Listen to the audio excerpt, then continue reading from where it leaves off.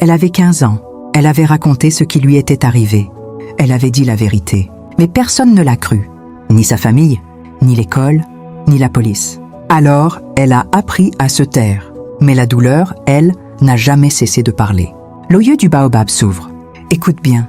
Avant de commencer, n'oublie pas de t'abonner à la chaîne, de liker la vidéo et de laisser un commentaire. Pour soutenir ces histoires vraies et profondes. On commence. Léna avait 15 ans et un visage d'enfant.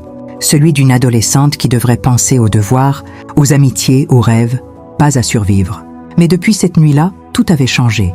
Ses yeux s'étaient éteints, son sourire avait disparu, et ses gestes étaient devenus plus hésitants.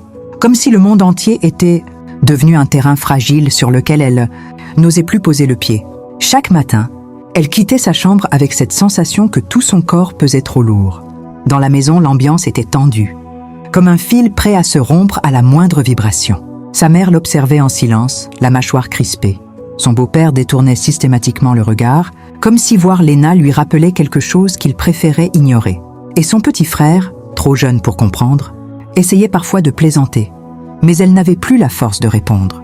Le monde de Léna avait perdu ses couleurs. Le premier jour où elle avait osé parler, tout s'était effondré. C'était quelques jours après l'événement.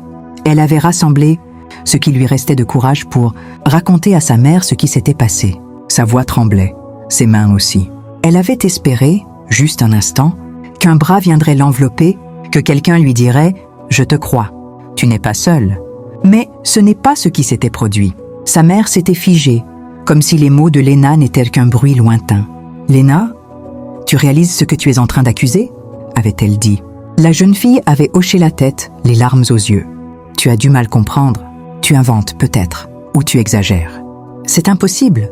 Cet homme-là, il n'aurait jamais fait ça. » Léna avait senti le sol se dérober sous ses pieds. Elle avait répété, expliqué, supplié.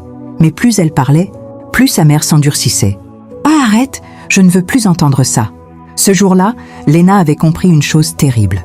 Parfois, la vérité n'intéresse pas ceux qui ont peur de la voir.